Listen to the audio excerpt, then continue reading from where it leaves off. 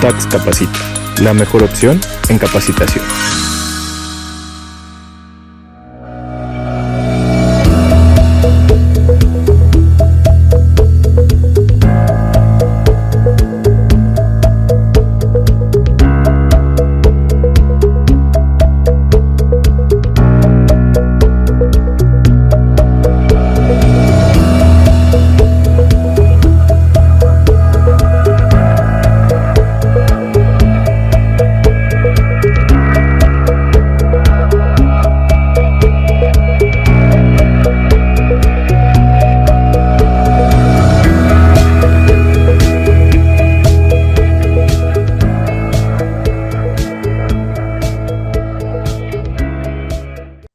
Buen día a todos, de parte de Tax Capacita. Les damos la bienvenida a todas las personas y profesionistas que se inscribieron a esta conferencia sobre la materialidad REPSE a cargo de la licenciada Luzma Méndez Guerra. Bienvenida, contadora, muchísimas gracias por estar el día de hoy con nosotros.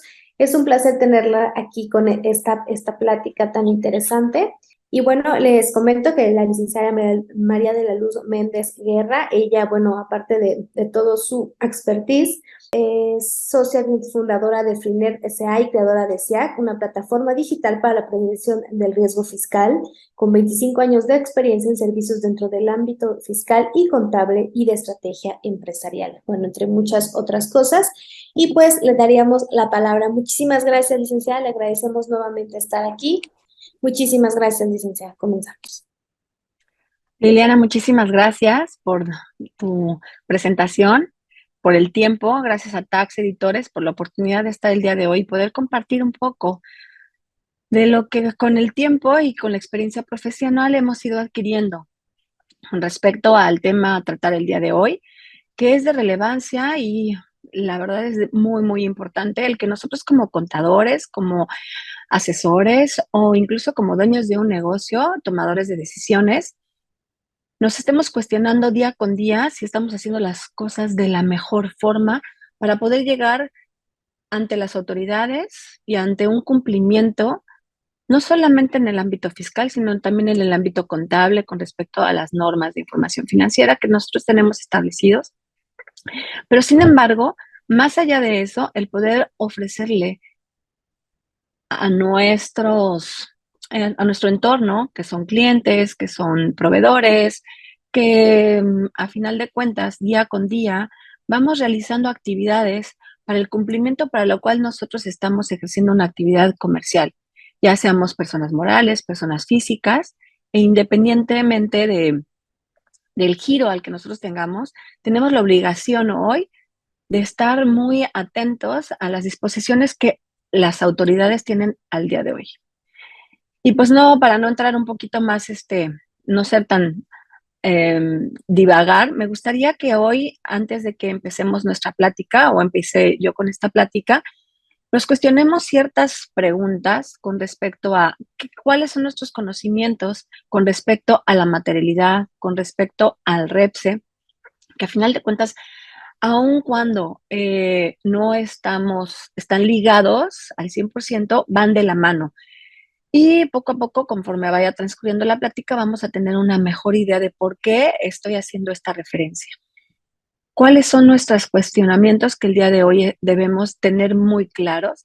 Es qué documentos es lo que nosotros le estamos pidiendo a nuestros proveedores.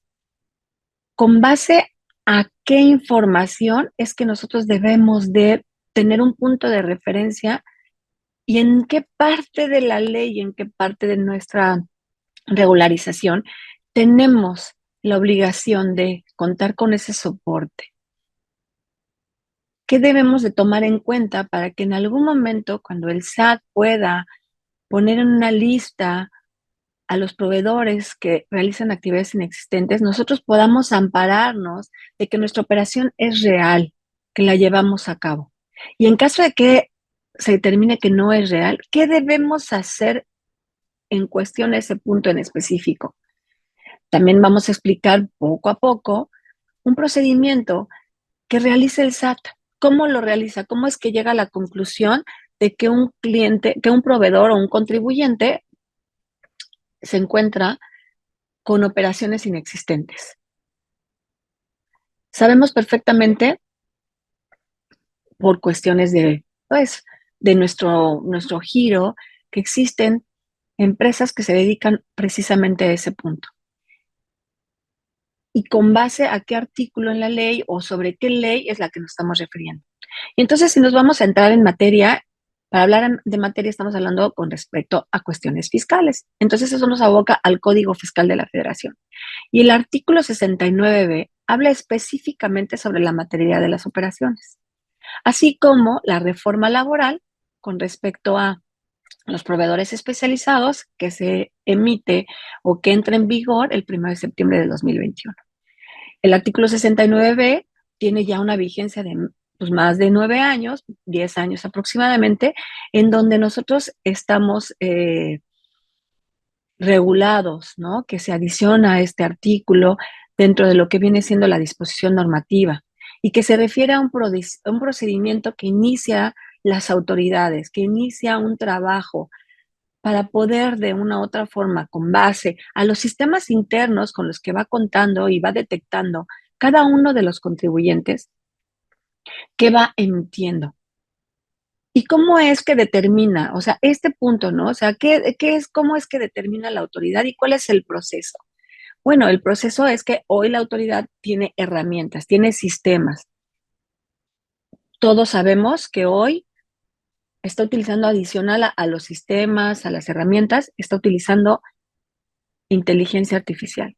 Con base a esos pequeños análisis que va determinando, dice, oye, bueno, este contribuyente cuenta con la experiencia necesaria para poder brindar ese servicio, cuenta con, de una u otra forma, la infraestructura, tiene la capacidad para poder dar ese servicio, se encuentra localizado el contribuyente. Adicional, si se encuentra libre o no dentro de las listas que publica la autoridad, porque la normativa marca, a final de cuentas, que la autoridad tiene la obligación de hacernos de su conocimiento, de nuestro conocimiento, qué proveedores se encuentran dentro o fuera de las listas que se encuentran como catalogados dentro del 69 en cuestiones de operaciones inexistentes. ¿Y qué tenemos que hacer una vez que un proveedor nuestro se encuentra publicado dentro de esas listas?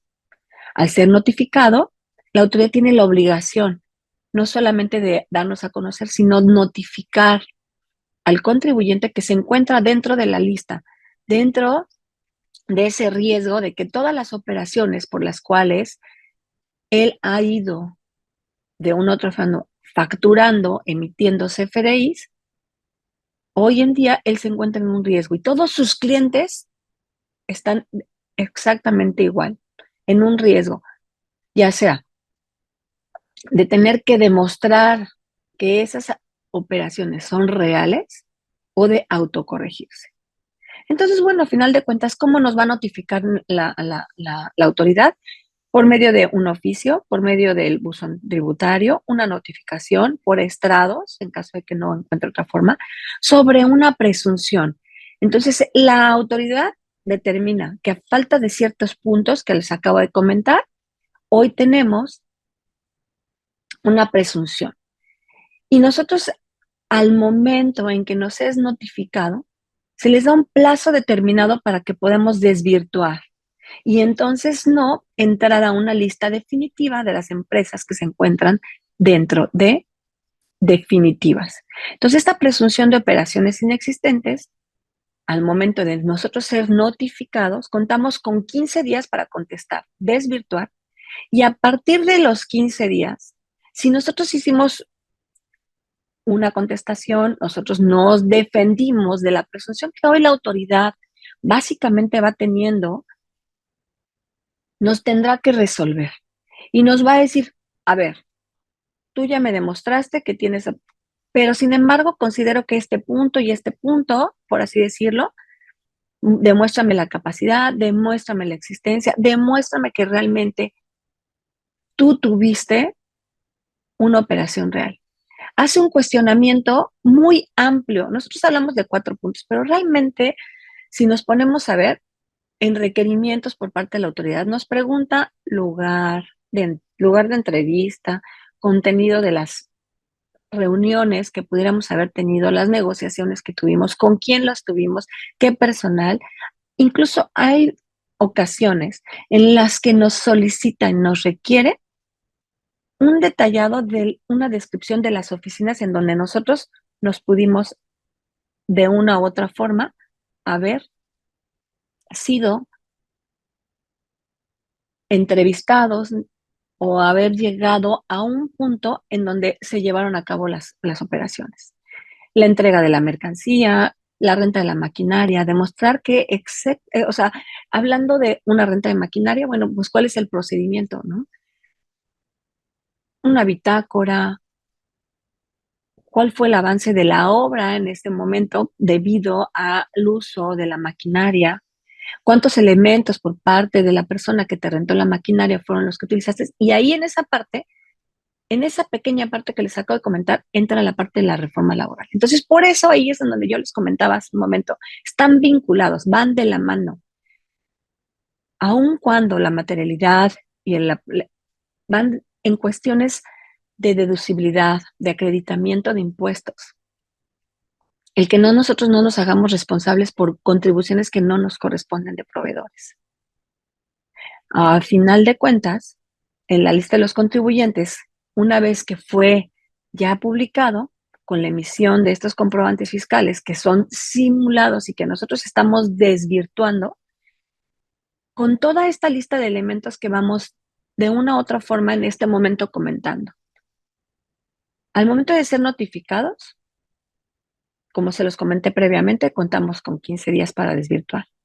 Si nosotros demostramos y la autoridad nos da una resolución en donde nos contesta y nos afirma o nos confirma que está desvirtuada nuestra operación, ahí se termina el tema. Ya no tenemos que hacer absolutamente nada. Sin embargo, si nos pide más información, pues tenemos que ir poco a poco demostrando con cada uno de los requerimientos que realmente esa operación fue llevada a cabo. Realmente se escucha como muy sencillo, pero es un procedimiento desgastante. No solamente es costoso, a final de cuentas, y el otro punto es que está en riesgo, pues, el uso de nuestros CFDI, por ejemplo, nuestros sellos, que en cualquier momento por este tipo de operaciones la autoridad puede considerar bloquearte los sellos. Entonces ya nos podrían poner adicional en otro riesgo sumo, ¿no? Ahora, en caso de que nosotros no estamos de una u otra forma desvirtuando, ¿qué es lo que tenemos que hacer? Obviamente, ¿qué es lo que nos piden? Que nos autocorrijamos y que de una u otra forma no podamos hacernos deducible ese gasto y no podemos acreditarnos ese impuesto. Entonces hagamos las correcciones necesarias y paguemos las diferencias por los impuestos sumado a una actualización y unos recargos porque el pago indebido, obviamente nos acreditamos un gasto que no debe. Podríamos sernos acreedores a una multa hasta por el 90% del monto que nosotros nos hicimos deducibles en caso de que no nos autocorrigiéramos y entraran facultades de revisión por parte de la autoridad, ¿no? A final de cuentas, si nosotros leemos claramente el artículo 69b con respecto al primer párrafo y nos dice, oye, mira, ¿sabes qué? Nosotros vamos a poner en punto número 1 el nombre de los contribuyentes que se ponen dentro del listado que vamos a publicar cada trimestre, que es la obligación por parte de la autoridad de actualizar esas listas y una vez que se publican en el SAT, tienen que ser publicadas también en el Diario Oficial de la Federación. Nosotros como contribuyentes entonces tenemos que estar vigilando constantemente que ninguno de nuestros clientes y proveedores aparezcan dentro de esta lista. En el momento que aparezca, nosotros nos tenemos que, sí o sí, hacer presentes ante el SAT e ir y desvirtuar. Luego, posteriormente, una vez que ya contestamos a la autoridad, tenemos 30 días para demostrar y corregir nuestra declaración fiscal en caso de que fuera, que digamos, esta sí operación no fue, no es deducible, es inexistente, entonces vamos a corregir. Ahora, si nosotros vamos de una u otra forma a acreditar la materialidad de la operación, si nosotros estamos realizando una aclaración y estamos confirmando la autoridad de esta operación que tuve yo con proveedor X, que tú lo acabas de publicar dentro del Diario Oficial de la Federación, desvirtúas la información, entonces nosotros no tenemos ninguna obligación de autocorregirnos porque estamos entrando en una contrariedad de información. Por un lado le estamos diciendo a la autoridad, no estamos obligados a determinar, no estamos obligados a autocorregirnos porque mi operación cuenta con todos los elementos y toda la infraestructura necesaria para poder desvirtuar la información. Una vez que nosotros estamos desvirtuando, obviamente no tenemos la obligación de autocorregirnos. En ocasiones las mismas autoridades nos comentan, pues mira, mientras autocorrígete en lo que desvirtúas y ya después tomas acción con respecto a esa autocorrección. No es recomendable. Independientemente del punto en donde nosotros estamos hablando, es importante precisar que si nosotros ya estamos desvirtuando o no desvirtuamos, tenemos que de una u otra forma acercarnos con la autoridad siempre. No debemos dejar pasar ese tiempo que tenemos, que para nosotros es muy valioso. Esos 30 días son muy valiosos. Y adicional a toda esta parte, que sin contar con lo que les acabo de comentar, de qué manera, entrando ya en una materia de vamos a controlar a nuestros proveedores.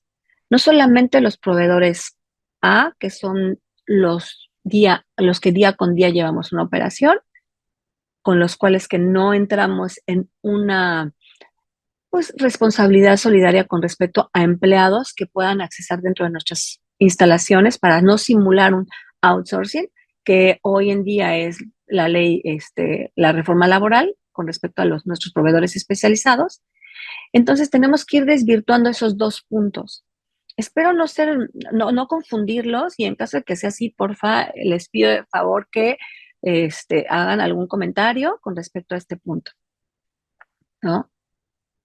Entonces, una vez que nosotros contamos ya con esta información, que sabemos que podemos estar en riesgo en cualquier momento, aquí lo importante es aplicar políticas, procedimientos, compliance fiscal. ¿Para qué? Para que de una u otra forma, al nosotros contratar a un proveedor para que nos ofrezca uno u otro determinado servicio, entonces sí, sea imposible por parte del SAT que nos pongan en riesgo, que nos pongan en una simulación de operaciones. Contamos con una buena política en donde poco a poco vamos a ir analizando nuestra operación, la operación con nuestro proveedor y qué le vamos a pedir a cada uno de nuestros proveedores para sustentar cada una de nuestras operaciones. Aquí lo más importante para poder evitar una presunción por parte de la autoridad, nos lo menciona el propio artículo 69, aun cuando no nos da las reglas, a final de cuentas, sí nos menciona cuáles son los puntos importantes que él va a considerar para poder determinar que un contribuyente emite CFDIs con operaciones simuladas. Entonces, el punto número es más importante. El punto número uno es que el contribuyente o el proveedor que ustedes están teniendo cuente con el personal suficiente para el servicio que ofrece. Hablando del personal que está ofreciendo a ver, no solamente es un personal, cuenta con la capacidad técnica, tecnológica, cuenta de una u otra forma con el número de trabajadores o empleados necesarios para llevar a cabo la operación.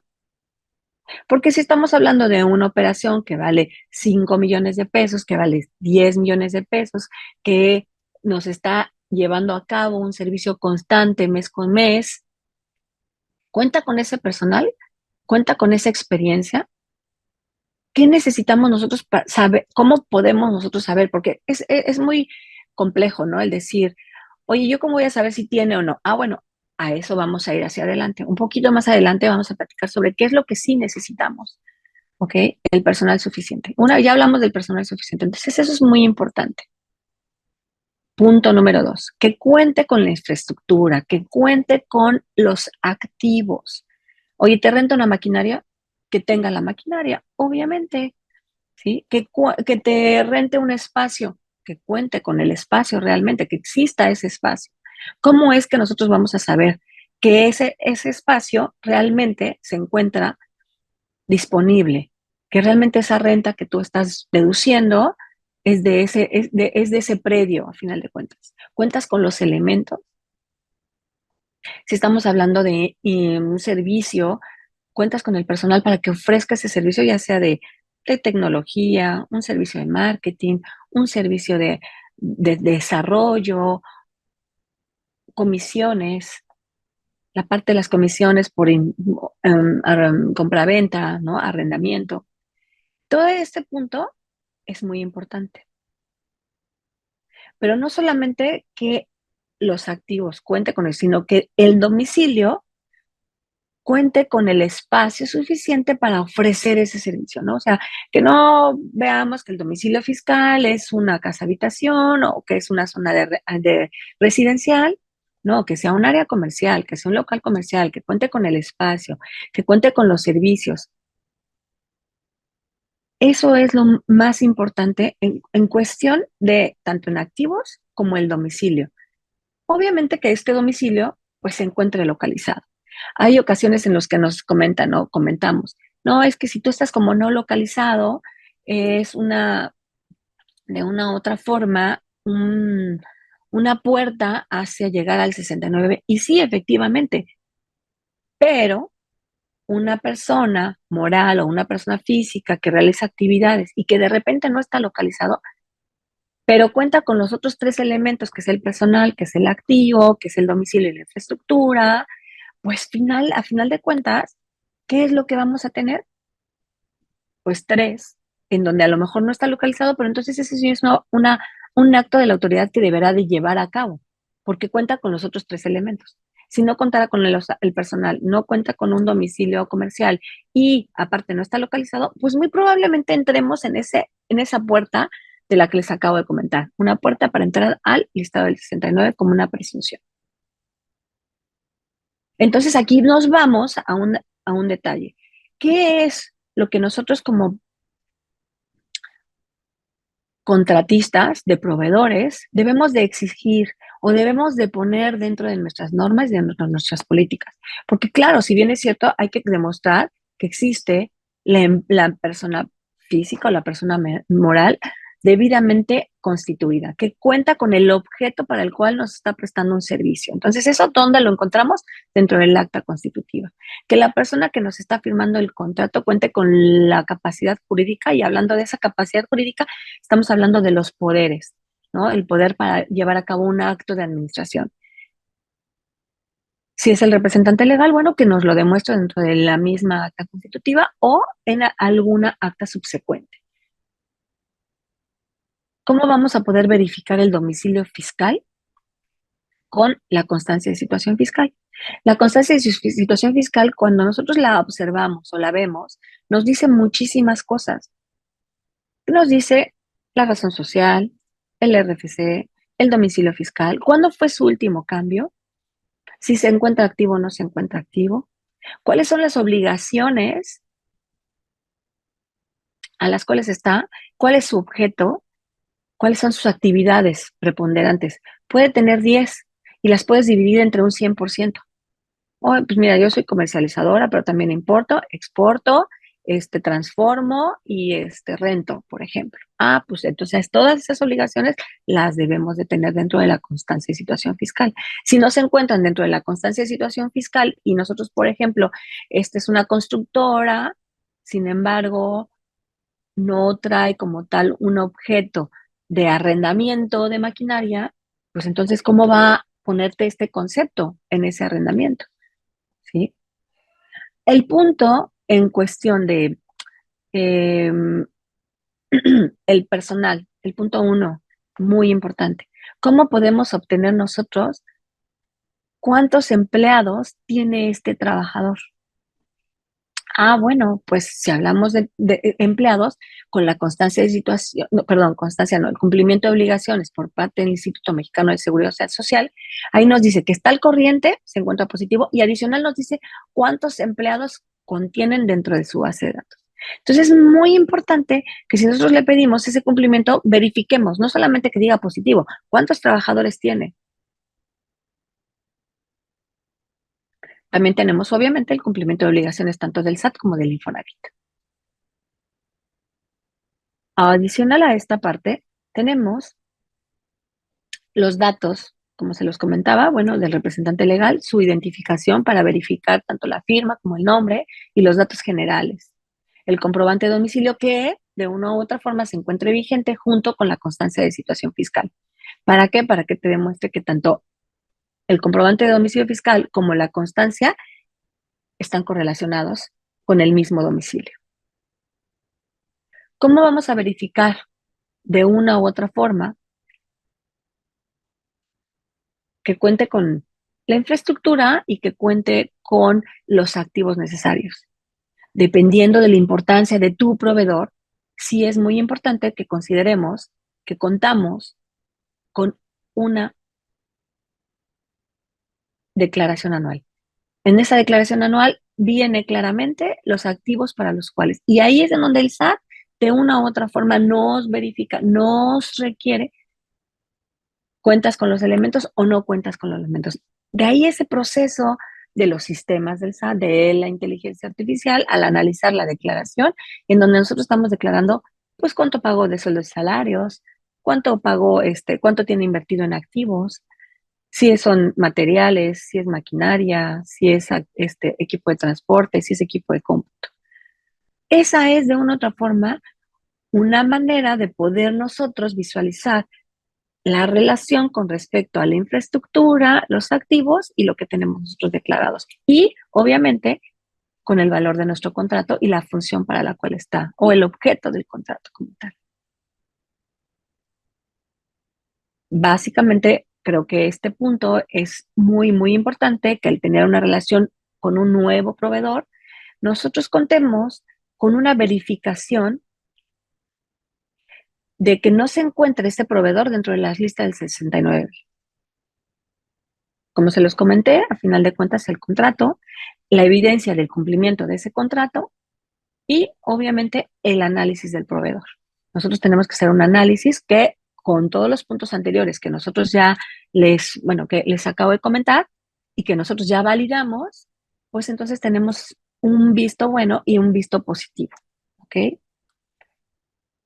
Si nosotros hablamos ahora un poco hacia la parte del REPSE, que también son nuestros proveedores, pero que sin embargo ellos, adicional a toda esta lista de documentos que nosotros estamos mencionándoles hace un momento, adicional con nuestros proveedores especializados, ¿qué nos dice la reforma laboral? En este punto nos hace corresponsables del cumplimiento de las obligaciones en materia de seguridad social, en materia de retención de impuestos y en materia del pago del IVA. Entonces nos dice, adicional a todos estos puntos que tú ya le pediste a tu proveedor, vamos a pedirle que esté inscrito ante la Secretaría del Trabajo, que tenga un folio autorizado, que ese folio autorizado tenga que ver. Ya hablamos del acta constitutiva, hablamos de la constancia de situación fiscal y ahora vamos a hablar de ese permiso que nos está autorizando la Secretaría del Trabajo para nosotros ser proveedores especializados. En ese punto que nosotros vamos a verificar que los tres concuerden, que los tres, tanto el principal. La Secretaría del Trabajo te permite varios objetos o objetos de contratos. Una vez que ya tienes la verificación de esto, perfecto.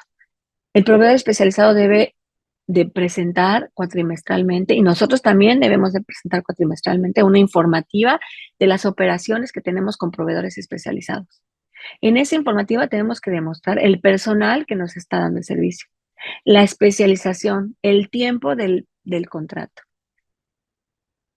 Esto es en cuestiones de cumplimiento para que de una u otra forma, tanto nuestro proveedor especializado como nosotros estamos cumpliendo. Y que al momento que hagan un match, tanto lo que declara tu proveedor especializado como lo que tú declares, concuerde y no exista diferencias. Porque a final de cuentas, como se los comenté hace un momento, la corresponsabilidad del cumplimiento de todas nuestras obligaciones y de las obligaciones del proveedor al momento en que nuestro proveedor no cumpla con eso. Tenemos que pedirle el pago del IVA que esté declarando. A final de cuentas, no podemos hacer una revisión, pero sí estamos viendo que esté cumpliendo con esa obligación, que esté declarando sus retenciones por sueldos y salarios. Una vez que todo este procedimiento lo tenemos aclarado, pues básicamente va a ser muy poco probable que nos encontremos en algún tipo de riesgo. Siempre es importante el ir de una u otra forma de la mano con las autoridades y acercarnos si tenemos alguna duda. La verdad es que muchas veces tememos, ¿no?, hacer una pregunta porque como ya pregunté esto, muy probablemente nos vayan a preguntar o nos vayan a cuestionar o nos vayan a auditar. No, no nos van a auditar, al contrario, nosotros nos podemos acercar, hacer una consulta y con base en esa consulta tenemos evidencia de que nos acercamos a la autoridad previamente por si en un futuro llega un acto de revisión por parte de la autoridad. Tenemos que estar conscientes, pues que obviamente el, el gobierno o nuestra entidad, ¿no?, fiscal, que es propiamente el SAT, nos da de una u otra forma los lineamientos, nos da las obligaciones, nos da obviamente también nuestros derechos. ¿A qué tenemos derecho? E ir llevando a cabo estas facultades e ir de la mano, ir cumpliendo, estar asesorados al 100%. Básicamente, si nosotros hablamos de todas las regulaciones que conlleva el estar cuidando todas estas operaciones, pues muchos nos van a decir, oye, mira, yo o me dedico entonces a administrar o a cuidar a mis proveedores. Sin embargo, si nosotros hemos hecho hincapié en esta parte, nosotros hoy en día ya contamos con muchas herramientas, tan es así que el día de hoy estamos conectados en una pequeña plática, nos estamos informando, en donde nosotros nos encontramos en diferentes partes de la República, la Ciudad de México, Monterrey, Guadalajara, no sé de dónde más nos visiten. No he leído el chat para poder saber desde dónde nos están visitando. Sin embargo, hoy contamos con herramientas y les voy a compartir una pequeña presentación. No sé si nos pudieras ayudar, Liliana, para que yo pueda compartir un poquito de, de- de- de esta información, para que de una u otra forma veamos cómo existen herramientas que nos pueden ayudar a llevar el control tanto de nuestros proveedores como de nuestros proveedores especializados. Y mientras, si quieren, vamos a ver un poquito las preguntas y no sé, a ver, aquí me dice Jesús, muchos de los prestadores de servicios, su domicilio fiscal reportado ante el SAT es el de su casa. Para efectos de comprobar la materialidad del REPSE sería correcto. A final de cuentas, aquí es importante que si estamos hablando de un prestador de servicio que adicional es REPSE, creo que no, el domicilio de casa habitación no es el correcto. Recuerda que tienes que tener todo el personal suficiente y tiene que estar dentro de tus instalaciones. También tenemos que puede ser híbrido o que puede estar en home office, pero sin embargo, sí es importante que contemos con un local comercial, sí es importante que sea muy separado de nuestra casa. Entonces, sí, mi recomendación es que no tengamos de una u otra forma el mismo domicilio de casa. No sé si existe alguna otra pregunta. Ah, sí, Héctor. En ejercicio de facultades de comprobación sin que el proveedor se encuentre en el listado del 69B, puede solicitarse materialidad de la operación al contribuyente auditado. En cualquier momento la autoridad puede solicitarte la materialidad de la operación, porque muy probablemente, aunque no se encuentre en la lista, está siendo de una otra forma investigado o analizado por parte del SAT si las operaciones que tiene son presuntas, para ver si lo de una otra forma lo publica o no lo publica dentro de las listas. Y ahora sí voy a compartir un poco la pantalla. No, no puedo compartirla. Bueno, a final de cuentas, ¿qué es lo importante? Que nosotros debemos saber que contamos con herramientas tecnológicas en donde podemos llevar el control de nuestros proveedores. ¿Cómo vamos a llevar a cabo el control de nuestros proveedores? Bueno, haciendo una lista, pidiéndole esos documentos. Y dentro de esas herramientas tecnológicas, podemos de una u otra forma tener un control masivo de todos nuestros proveedores, sin que tengamos que estarlo haciendo nosotros día a día. En este punto, si nosotros vemos en la parte de atrás de mi pantalla, contamos con un dashboard que si a final de cuentas yo me muevo un poquito, nos hace un control de toda la información que hemos subido dentro de esta plataforma. En un principio, Liliana comentó que hemos desarrollado dentro de Freenet la plataforma SIAC. En la plataforma SIAC lo que nosotros hacemos es darles un acceso a ustedes para que puedan ir subiendo la información tanto de sus proveedores especializados como de sus propios proveedores. Y ahí, de acuerdo a sus políticas, vamos habilitando accesos de documentos para poder tener ese control mes con mes. No es solamente el que llevemos a cabo un control de una sola vez. Si nosotros, el proveedor nos ofrece servicios de una u otra forma constantes, recurrentes, lo que nosotros tenemos que hacer es que cada mes, aun cuando tengamos un contrato de hace un año, tengamos que estarlo renovando, haciéndole anexos, ampliando, aumentando a lo mejor algún concepto, algún otro servicio, aumentando el costo, el tiempo, el lugar del desempeño, el desarrollo del servicio. Entonces, básicamente, en ese punto, sí es muy importante para nosotros el que tengamos las herramientas y nosotros como contadores contemos con esa herramienta para poder darle a nuestros clientes ese apoyo y ese soporte de esa información.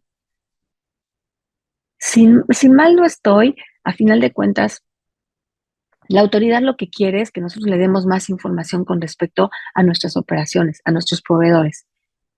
En el momento en que nos hacen un requerimiento de información sobre un proveedor A, B o C, ¿qué tan recurrente es? ¿Qué tan riesgoso es?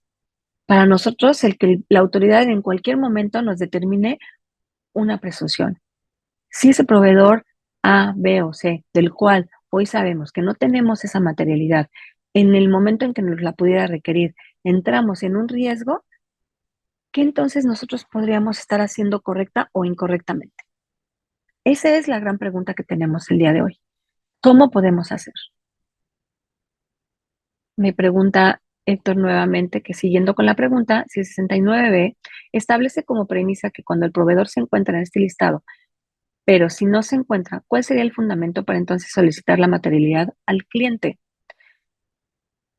Al final de cuentas, muchas veces cuando a nosotros nos llega de una u otra forma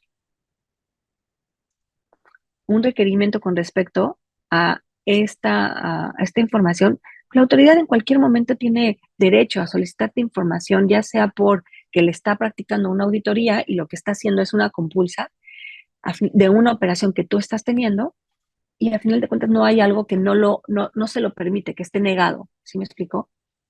Tenemos nosotros la obligación de responderle a la autoridad o no puedes hacerlo. Sin embargo, si tu operación no tiene ningún riesgo o no tienes ningún tema, yo los invito a que de una u otra forma tengamos comunicación con la autoridad. No sé si con esto, Héctor, contesté tu pregunta. Y con respecto a la pregunta, Jesús Rosales nos pregunta, ¿qué es poner a disposición el personal? Ah, muy bien, muy buena pregunta, Jesús. Cuando nosotros contratamos un proveedor REPSE, es porque de una u otra forma nosotros no contamos con esa especialización. ¿Y por qué no contamos? Porque cualquier proveedor REPSE tiene que ser completamente diferente a nuestro objeto social. Que nosotros nuestra especialidad no es. Por ejemplo, yo les voy a comentar, nosotros somos de una u otra forma constructores. Y de repente tú tienes que instalar el aire acondicionado. Tú no eres especialista en instalaciones de aire acondicionado o de cuestiones eléctricas. Entonces vas y contratas tú a una empresa que se dedica a la instalación de aires acondicionados o de instalación eléctrica. Esa persona o ese proveedor que tú vas a contratar va a entrar a nuestro domicilio. Una vez que entra a nuestro domicilio, ese personal, en ese momento es cuando tú estás poniendo a disposición tu personal a otro tercero, a un tercero que te está contratando. Y ahí es en donde viene la obligación de registrarte en el REPSE. Cualquier proveedor que presta un servicio dentro de las instalaciones de su cliente tiene la obligación de inscribirse ante el REPSE dentro del portal de la Secretaría del Trabajo. Las personas que trabajan por su cuenta deben registrarse en el REPSE, no, porque a final de cuentas tú eres la persona que va y ofrece un servicio, no estás poniendo un personal, no estás poniendo un servicio de tu gente a disposición de. Y me comenta Héctor que parte de que la autoridad solo puede hacer lo que tiene permitido, si no tiene fundamento, no sería alegar su proceder, en mi opinión. Muchas gracias. Mira, a final de cuentas, te puedes ir en un estricto sentido de la autoridad, pero sin embargo, si nosotros no tenemos esa comunicación, pues tomamos el riesgo que entonces inicie facultades hacia nosotros y entonces sí tenga de una u otra forma permitido y el fundamento legal para que proceda a solicitarte esta información. Dice Jesús, ¿puedo considerar mi domicilio como contratante, el estacionamiento de mi negocio? A final de cuentas, yo quisiera saber cuál es tu giro, Jesús, para poder determinar si el estacionamiento de tu negocio es viable como un domicilio. Recuerda que el domicilio fiscal te lo marcan de una u otra forma, que tú debes de contener toda tu información contable y fiscal dentro de tu domicilio fiscal, que tienes que tener las herramientas necesarias para llevar a cabo tu operación. Entonces, si tú me estás diciendo que tienes una tienda de autoservicio, pues el estacionamiento como tal no podría ser tu domicilio fiscal. Una pregunta, somos una empresa, persona moral, que presta un servicio de telecomunicaciones. La empresa ha solicitado en varias ocasiones el registro al REPSE. Sin embargo, nos ha sido negado a pesar de haber efectuado cambios en el acta constitutiva. ¿Me podría informar si su despacho atiende dichos asuntos? Claro, con todo gusto nosotros podemos ofrecerle ese tipo de servicio y asesoría. No sé si alguien tenga alguna otra pregunta, que la verdad se está volviendo muy interesante, pero ampliando un poquito en la cuestión de el domicilio fiscal, creo que aquí tenemos varias dudas con respecto al domicilio fiscal. Hace un momento les comenté, tienen que contar con la infraestructura, con los activos. Entonces, poniendo como ejemplo nuevamente el estacionamiento para una tienda de autoservicio, pues no cuentas en ese estacionamiento con la infraestructura necesaria para llevar a cabo, por ejemplo, un control, un sistema, si es una lectora o todo lo que manejas dentro de una tienda de autoservicio, el manejar el control de los QR o de los códigos de barra para cada uno de los productos y poder hacer el registro, las máquinas registradoras, de una otra forma, dónde vas a tener tú el efectivo o las cuentas que tú vendiste el día a día, ¿no? Entonces, ahí sería, pues, de una otra forma que no estás contando con la infraestructura necesaria. Dice, tengo una pregunta del domicilio. Es en cuestión si el prestador de servicio de limpieza que contrate trabaja en esta área, tengo que solicitarle el REPSE en entendido que puede o no tener trabajadores a cargo de este. Si tú contratas una empresa externa para un servicio de limpieza, que a final de cuentas tú eres como tal una tienda de autoservicio, claro que tú tienes la obligación de solicitarle el REPSE porque te está proporcionando personal para llevar a cabo la limpieza de tus oficinas, así como los de guardia de seguridad. Las empresas que se encuentran dando servicios de seguridad a tiendas de autoservicio, a tiendas departamentales, a oficinas, a edificios, ponen un elemento de seguridad a disposición de esa área para vigilar y para cuidar, así como los de limpieza ponen personal para la limpieza, obviamente, valga la redundancia, de las oficinas o de las áreas comerciales. Entonces, claro que tiene la obligación de registrarse tanto la empresa de limpieza, por ejemplo, así como la empresa de seguridad.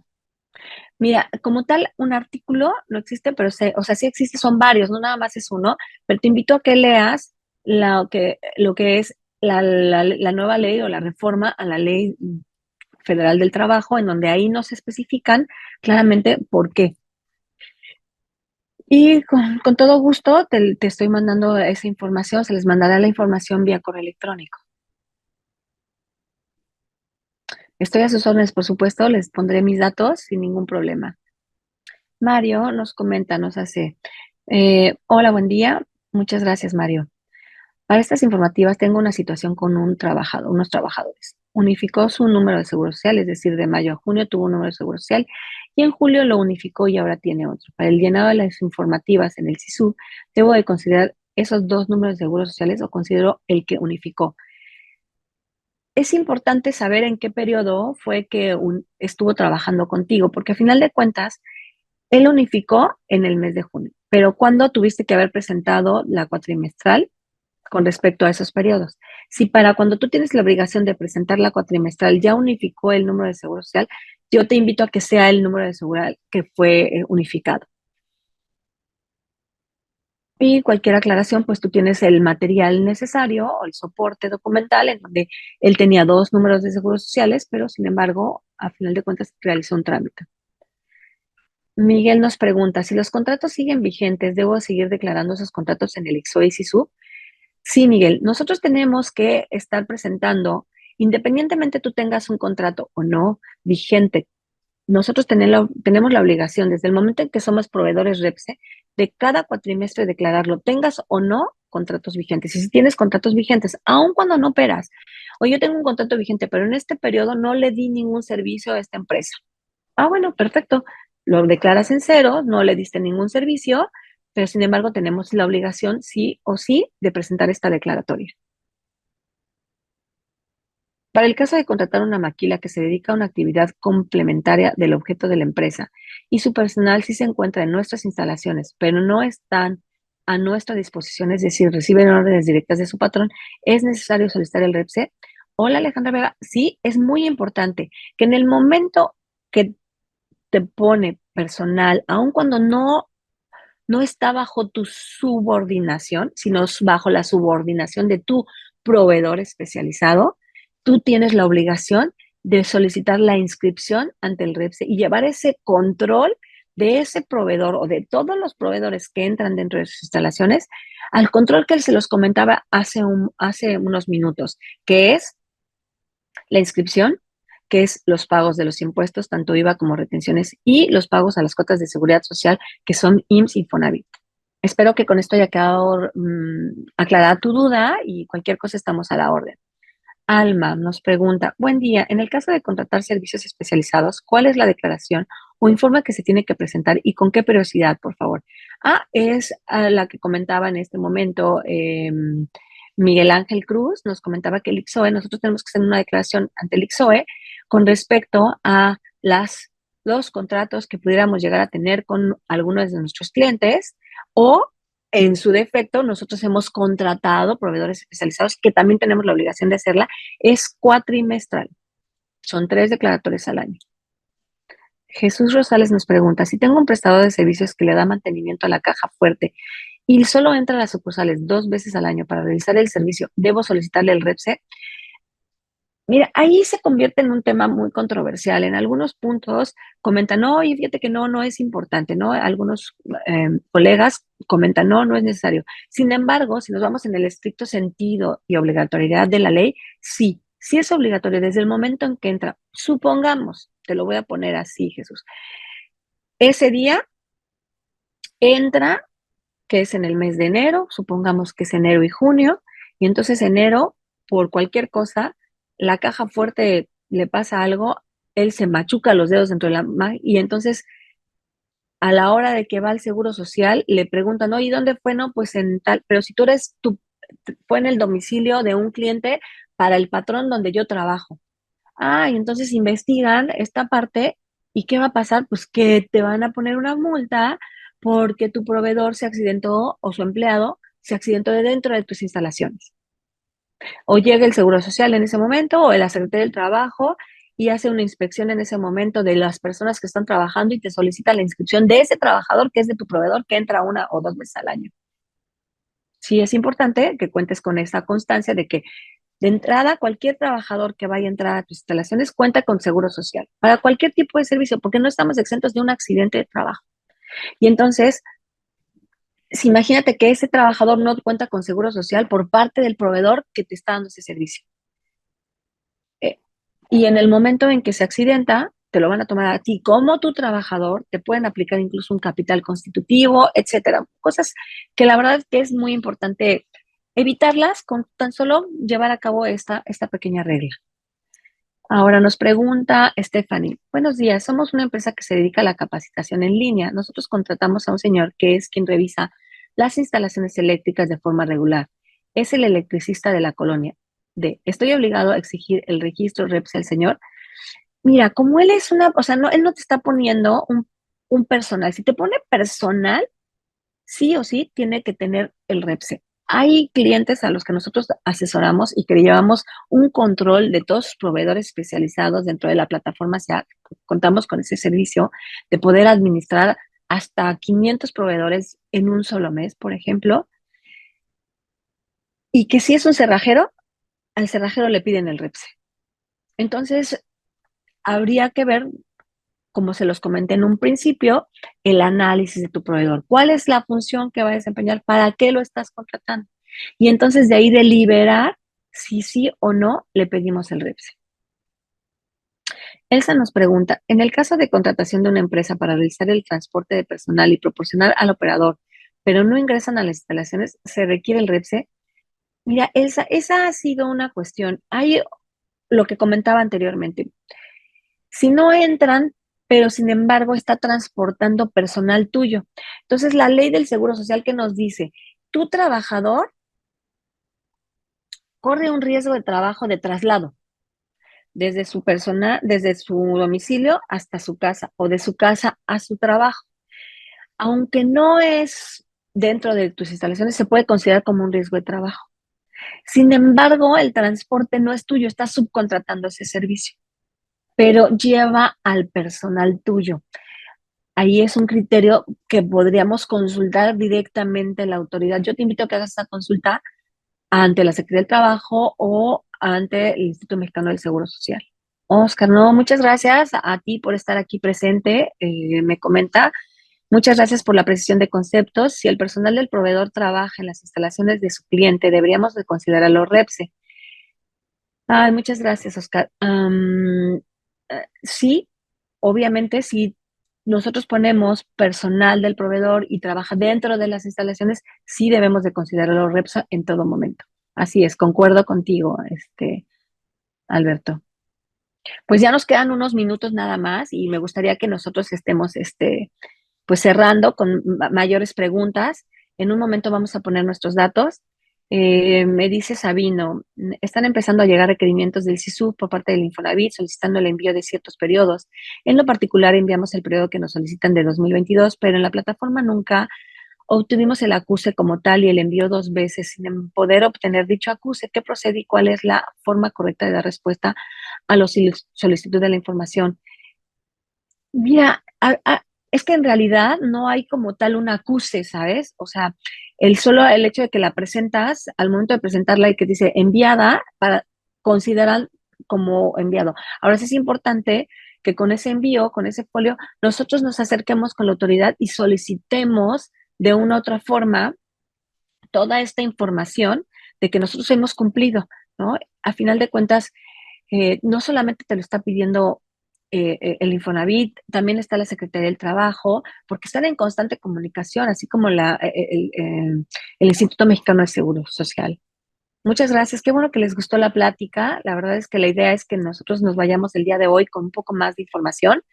En este momento voy a poner mis datos para estar a sus órdenes en cualquier momento. Como les comentaba, la plataforma donde nosotros podemos administrar proveedores, podemos controlar la materialidad y muchísimas otras cosas, ventajas fiscales que hoy en día, en el día a día como contadores, la verdad es que se nos hace muy difícil, muy complicado, nos lleva mucho tiempo de nuestro, no solamente en un horario, ¿no? De 8 horas, de 9 horas, a veces nos aventamos 14 horas trabajando y aún así con todas esas 14 horas no terminamos, ¿no? Jesús me pregunta, cuando el folio REPSE del prestador de servicios tiene la leyenda acuerdo de cancelación, ¿qué debo hacer? De entrada, Jesús, tienes que verificar ante la Secretaría del Trabajo cómo está ese folio.